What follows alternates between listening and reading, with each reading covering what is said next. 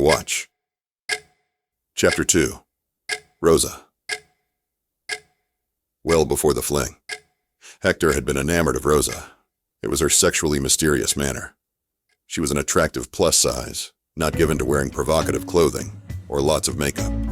But this veiled commonness made her even more alluring. She was pretty, but was not a supermodel missing a contract. It was the sexual and personal effervescence exuding from her. She was simply sexy. It was the way she walked, laughed, talked, unconsciously giving off subtle sexual vibes. Sometimes these vibes were intentional.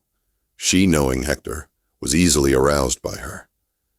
She seemed to enjoy seeing him panting. She knew how to, at any moment, instantly start Hector's engine. For Hector, it was her voice. Yes. She could say innocuous things, but could saturate them with speculative potential. For example, "Oh, lunch, I do hope it's something really different," but spaced each word and accentuated it with that perfect amount of expressive sexuality. These enunciations, like sexual billiard balls crashing into his mind. Hector slavishly, instantaneously converting these statements into scintillating sexual visualizations. These verbal enticements were further accelerated with attendant innocent facial expressions, somehow being a cross between an innocent nun and a full-blown dominatrix.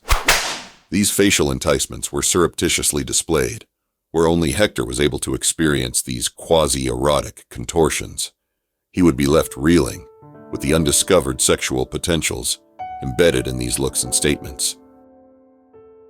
You see, Hector was an all-in guy, one who thrived on the unknown, things laden with potential adverse blowback.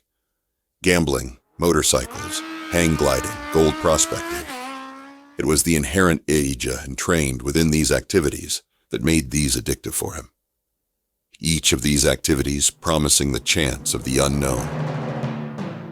This, to Hector, was life itself.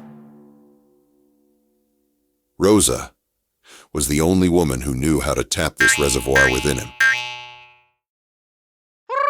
Now, ensconced in Tucson, he was deprived of these daily pregnant innuendos, which set him aflame with the concomitant rabid sexual intrigue that only she could arouse in him. He was desperate for a rekindling of this forbidden fruit. He was pining for her voice. Yes. He wanted her, like before, to titillate him with her nuanced conversation. He reconciled himself. Even a humble crumb of sexually infused conversation would satiate his needs. He would have his new buddy in Tucson, Ernie, who was single, order the gift.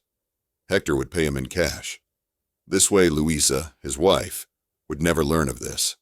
The only obstacle left was picking the most strategic gift. Hector let his mind roll on this one. At first, it was the usual candy, flowers.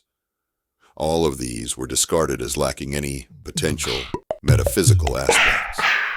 He wanted something that would every day remind her of the exigencies of time, the fleeting nature of human potential, the quickly vanishing aspects of unharnessed potential.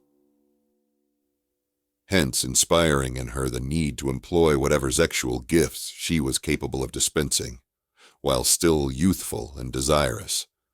Yes.